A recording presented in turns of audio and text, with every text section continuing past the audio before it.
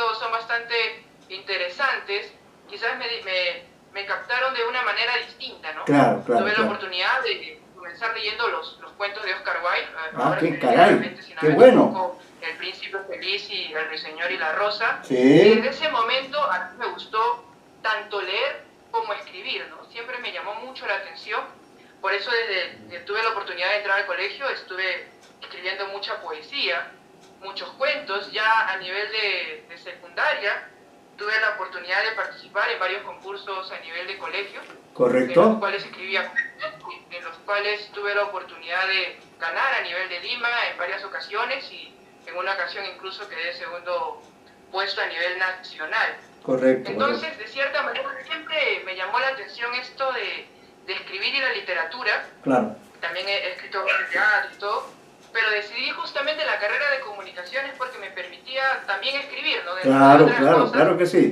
claro que y mi sí. pasión por el periodismo, ¿no? Básicamente, usted preguntó también por los gustos. Sí, A mí me gusta mucho, como ya le comenté, los cuentos. Me parece que, maravilloso, si bien ahí es cierto, hay coincidimos, novelas ¿ah? que me Estamos interesan mucho. apasionados del cuento. Discúlpeme, una pregunta, no escuché bien. ¿Dónde estudió Ciencia de la Comunicación? ¿En San Marcos? En la Universidad San Martín de Porres, profesor. Ah, yo he sido profesor muchos años en esa universidad. Voy a anotarlo acá, claro que sí. La famosa San Muy Martín de bien. Porres. Sí, muy bien. Hay muchas coincidencias porque a mí también me apasiona la literatura y el periodismo. Y usted no sabe que yo tengo publicada una antología de los periocuentos, que son cuentos donde hay una combinación de periodismo y literatura. Y incluso hay un cuento en que la historia tiene que ver con el deporte, con el fútbol. Se llama, es un cuento de Carlos Herrera, La dueña de la pelota. ¿Lo leyó? No, profesor, no he Ya, tenido la ya tendrá oportunidad en el oportunidad, curso de en algún periodismo momento le deportivo, voy me a dar dedico el bastante al dato, béisbol, ¿no? Pero ¿no? Así que ahí coincidimos. Usted es un hombre muy expresivo, me parece muy bien, y los temas que usted menciona, esa oportunidad que tuvo de leer, magnífica, ¿no? Siga usted en ese camino de lector. Entonces, para concretar un poco, ¿cuál es su tema de investigación? ¿Cuál es lo que ha elegido de todas estas inquietudes, de todas estas ideas muy interesantes que ha planteado? ¿Cómo se como le concreta venía, eso? como le venía diciendo, profesor, si bien es cierto, a mí me interesan mucho también las novelas, siempre he tenido una fascinación por lo que es el cuento. Me parece que en la brevedad está justamente la maestría en la literatura, Así y es. al ser un cuentista nacional no pude evitar tratar de hacer un estudio, a pesar de que en algunos casos me dijeron que quizás era un autor bastante estudiado. Siempre considero que una nueva mirada nunca está de más, Ah, y claro. elegí justamente a Julio Ramón Ribeiro Caray, coincidió para poder conmigo. analizar el símbolo de representación de la muerte en la cuentística de Julio Ramón Ribeiro. Mm, Curiosamente, en otra coincidencia con usted, justo revisando cuando iba a hacer la matrícula, me di cuenta que lo había citado a usted para parte de me parece que de mis antecedentes, ¿no? ajá, Justamente en su libro, si no me equivoco, es creador de dos mundos narrativos, ¿no? claro, Perú y claro. Europa. Me parece Sí, sí, Perú y Europa, que claro. justamente estaba revisando eso, y básicamente es lo que me interesa hacer en esta investigación, ¿no?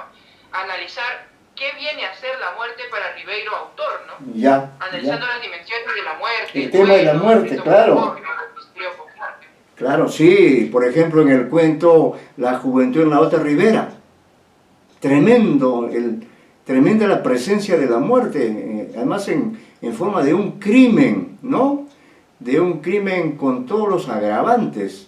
Gran cuento de Rivero. Bueno, si se trata de Rivero, ya sabe usted que nos vamos a entender bastante porque es uno de mis autores predilectos. Voy a dictar un curso a través de la Academia Peruana de la Lengua sobre los cuentos Ribeiro. Muy bien, pero con usted vamos a tener oportunidad de conversar acá. Me alegra mucho.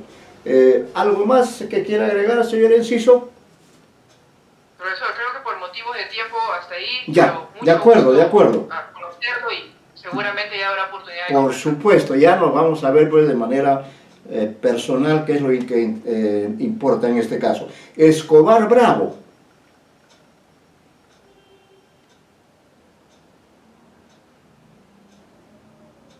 Escobar Bravo.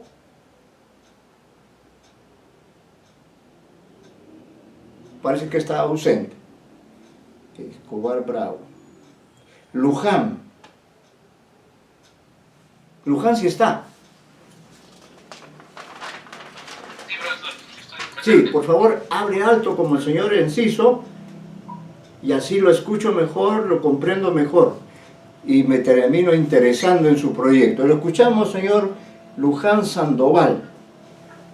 Sí, profesor, ¿qué tal? ¿Se me escucha bien? Quisiera saber antes. A ver, sí, trate de elevar la voz o poner bien su micro para escucharlo. Sí, creo que lo voy a escuchar bien. El volumen es importante. Ya, perfecto, entonces, no hay problema. Ahí está bien. Bien, buenas noches, profesor, compañeros, también buenas noches. Bueno, voy a hablar un poco sobre mí. En cuanto a información académica, yo terminé el año pasado en la Universidad de San Marcos también, en la carrera de literatura. Ah, literatura, ya, correcto, la escuela de literatura. Usted es de casa entonces, correcto. Ajá, sí. Bueno, mi formación de pregrado la tengo en San Marcos, como acabo de mencionar, y tuve la oportunidad el año pasado de postular con el profesor Mauro Mamani un proyecto de tesis que aún está en proceso. Estamos con cronograma ahora, solamente que se suspendió por el tema de la pandemia. Claro. Que es sobre en este caso es sobre el primer poemario de Alejandro Peralta. Ah, el Alejandro poemario Peralta. Ande. ¿Ande? Ajá, el poemario Ande. Correcto. Bueno, ese es el objeto de estudio, digamos, para mi tesis de investigación de pregrado. Para la maestría, ¿no? Claro, para la maestría básicamente lo que he hecho es ampliar el grupo, básicamente. Ya Ya. no solamente enfocarme en el primer poemario, sino abarcar un poco más el grupo. Bueno, actualmente también formo parte de la red literaria de Corona y del grupo de estudios que también dirige el profesor Mauro Mamani, que se llama Esandino.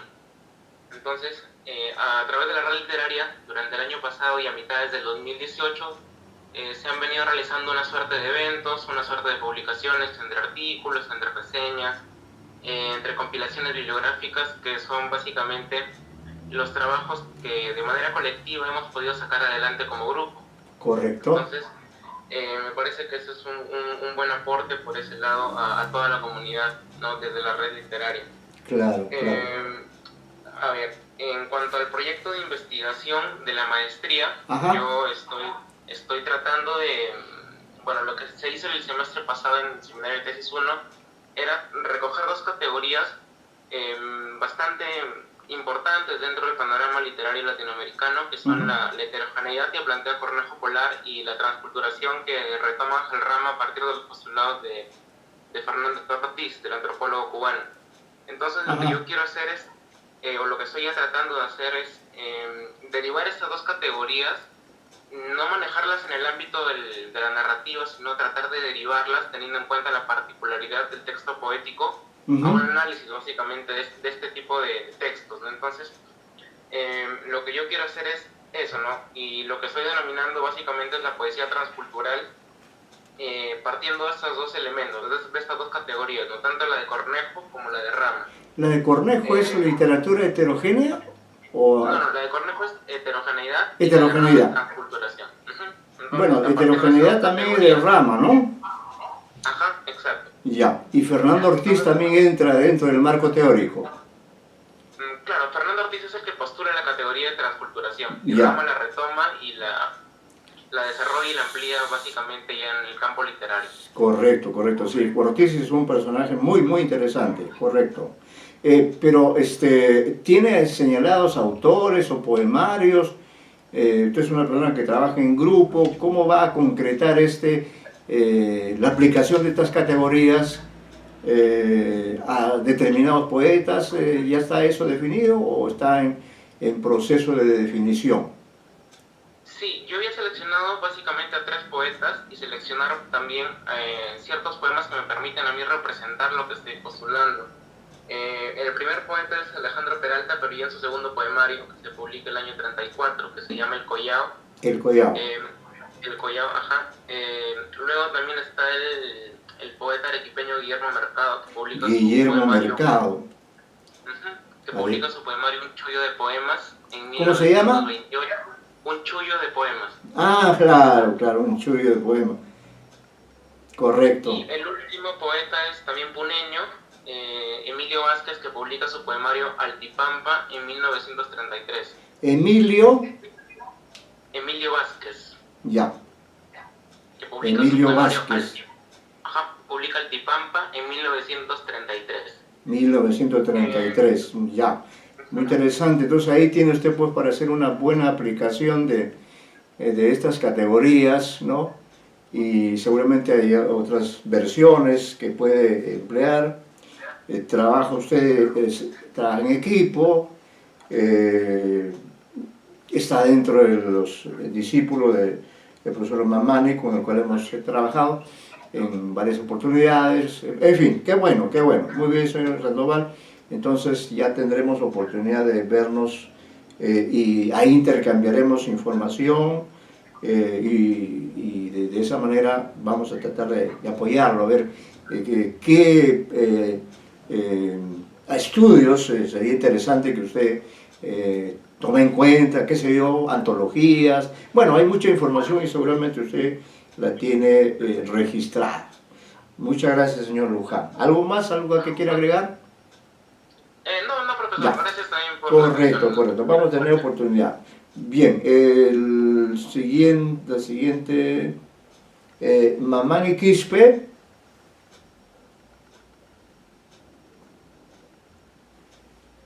Mamani Quispe Bania. Mamani Quispe Bania no está presente.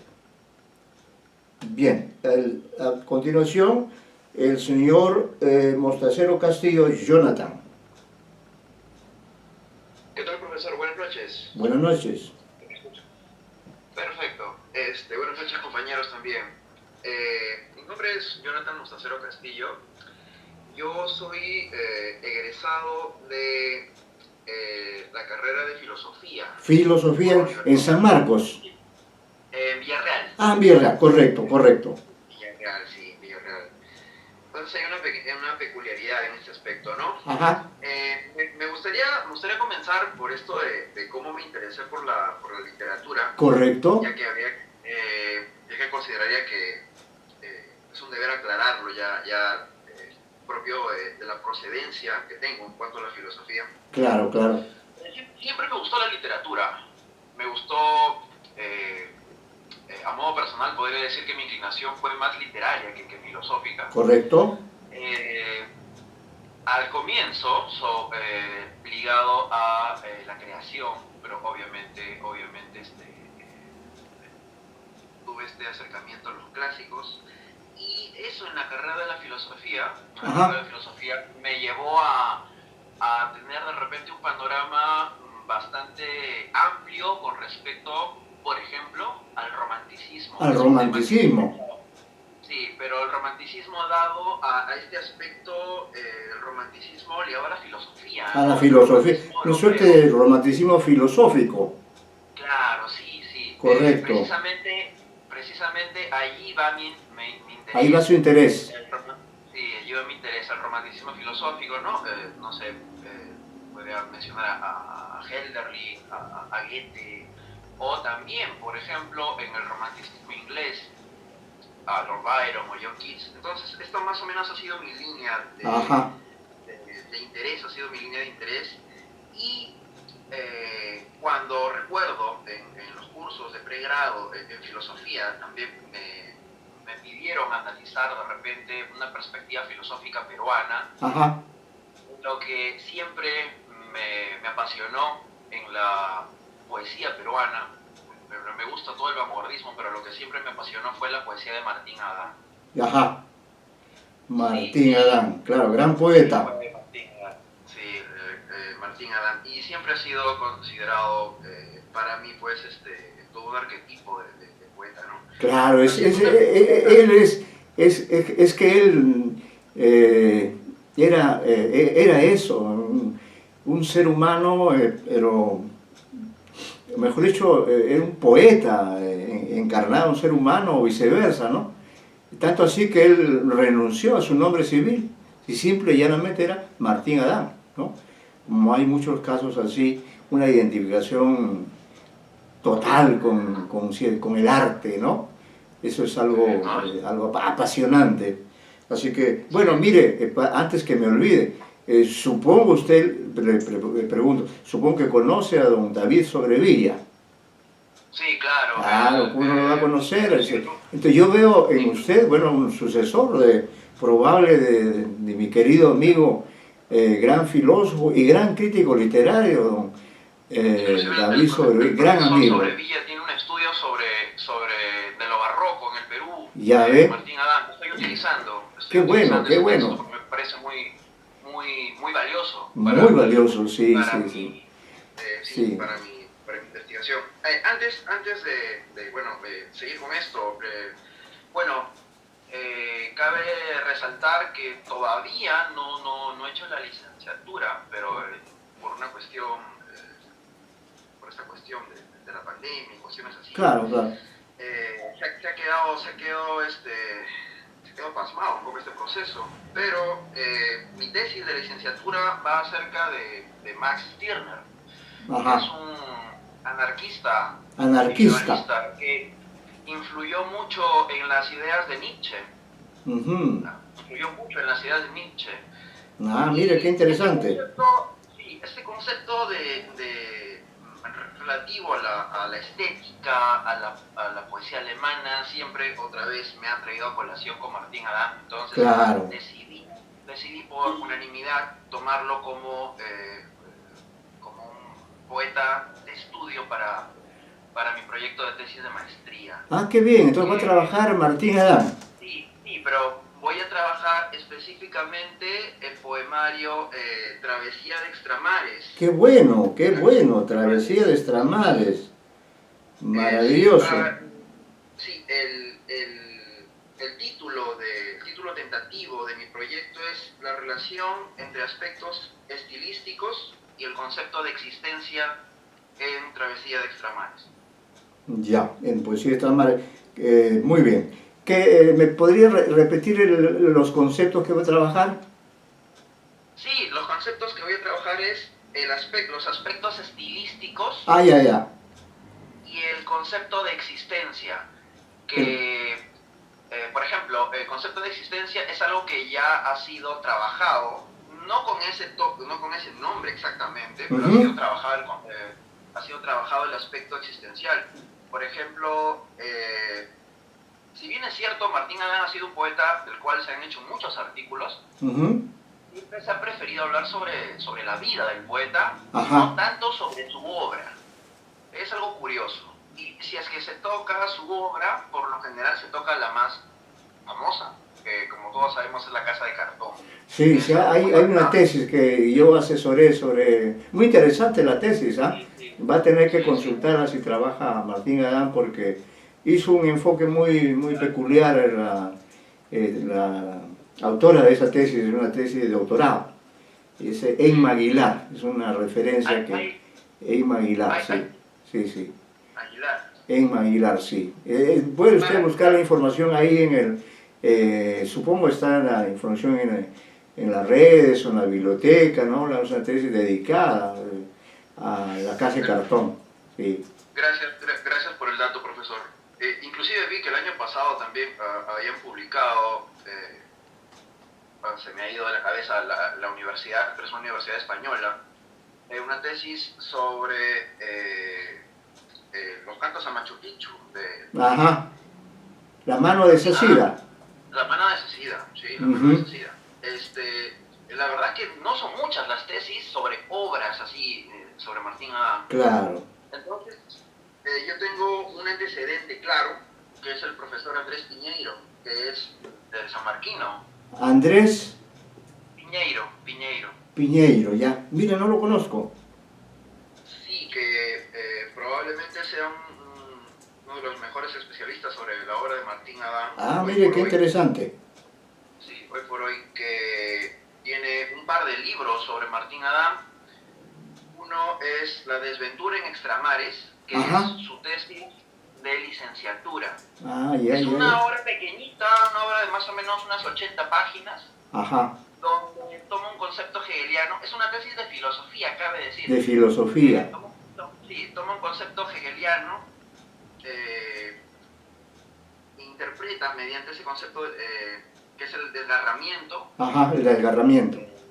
Sí, para abordar pues esta temática de la travesía extramares. Bueno, y más o menos en eso va, ¿no? Ya, Más o ya, menos, ya. Bueno, está bien. No sé si me estoy extendiendo demasiado. No, no, está bien. Que quería decirle, este señor Piñeiro es sanmarquino también. Sí, la tesis está, es de San Marcos. Ya. De San Marcos. ¿Pero él siguió literatura o filosofía? Él siguió literatura. Filosofía. Y Ah, sí, o filosofía. lo publicó el Fondo Editorial San Marcos. Correcto. Y el prólogo lo hace el profesor Sobrevilla. Nada menos, caramba. Qué bueno, Sí. qué bueno. Sí. Ya, voy a buscar la información. Muy importante el dato. Bueno, yo he trabajado un poquito sobre Escrito a ciegas, un análisis, porque es un poema extraordinario, ¿no? Entonces alguna vez di una conferencia y en uno de mis libros, de los más recientes, está ahí, es una pequeña aproximación, ¿no? Es un gran poeta, no siempre tiene la tentación, aunque no sea muy especialista, pero decir algo acerca de la potencia expresiva, la originalidad de Martín Adán. De que mire, casi todos los proyectos me interesan, tengo conexiones, así que vamos a, creo, complementarnos bien en este semestre y vamos a avanzar, que es lo importante. Y ahora estoy verdaderamente contento con el nivel de información que me han dado. ¿Sí? Si no tuviera más, entonces pasaríamos a escuchar al señor Ortiz. Gracias, señor Motacero. Ortiz Zamora. Ya, muy bien. Profesor, Sí. nuevamente buenas noches.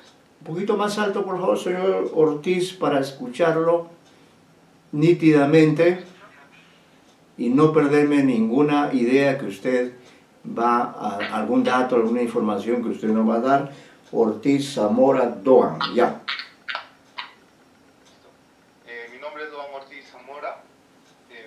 Yo nací en la ciudad de Cajamarca. En Cajamarca, cajamarquino, o cajamarqués, ¿no? Cajamarquino. Sí, sí lo escucho, sí, ya. En la Universidad Privada del Norte. Estudió en Villarreal. ¿Cómo es, profesor? Se va un poco el volumen, no se aleje del micro porque baja la potencia de la voz. Mira, ahí mejor, creo. Ahí está, ahí está. Como le decía, había estudiado Ciencias de la Comunicación. Ciencia de la en la comunicación, qué Universidad Privada interesante. del Norte. Sí. Pero siempre me ha gustado la literatura, he estado enfocado en la literatura desde temprana edad, me ha gustado escribir bastante, comencé a escribir poesía, saqué algún poemario por allí a los 19, 20 años y luego también he escrito otros géneros. Tengo un libro publicado sobre teatro, Sobre una teatro. obra teatral, y me gustó mucho cómo la poesía surrealista y la poesía también existencialista se la puede entrelazar con algunos otros géneros, ¿no? No tanto poéticos, ya sea el cuento o la dramaturgia. Entonces, también por información, ciencias de la comunicación, he participado escribiendo en varios medios, ya sea crónica, sea artículos periodísticos. Ajá. Y también he ejercido el periodismo, ¿no? Correcto, muy bien. Tuve la oportunidad de estar en 2016 en la ciudad de Cali, Colombia, Qué bueno. en donde ¿Qué hubo ahí el 2016? hubo un evento de poesía, pero también fui con lo del tema de la crónica ya en el diario El País de Cali. Y fue muy interesante porque también vi la óptica de un escritor de allá de Colombia, de Andrés Caicedo, sobre su obra cinéfila, y por lo que también como estudiante de ciencia de la comunicación me gusta mucho el parte del cine y orientándolo a la poesía, ¿no? Correcto. Pero ya mi interés por la literatura, por la investigación, ha sido más para darle un tema formal y un tema de orden, ¿no? a los conocimientos, y por eso es que me matriculé en esta maestría, y me parece interesante trabajar la obra de José Watanabe. José Watanabe, claro. Sí, ya que es un poeta muy importante y un poeta sui generis, ¿no? Sí. Porque su padre fue Japonés, ¿no? Sí, sí, fue japonés. Vino en la primera oleada de los migrantes japoneses hacia el Perú.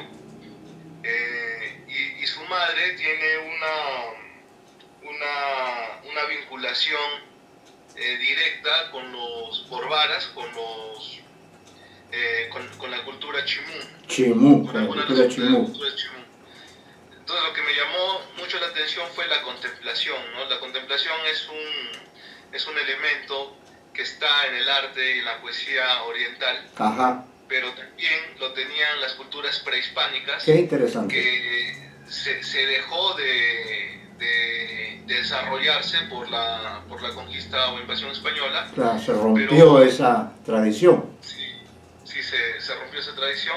Hay elementos muy importantes de la contemplación en la cerámica y en la pintura prehispánicos, ¿no? Sí. Hay elementos que fueron desarrollados también por Pablo Picasso en la pintura, que él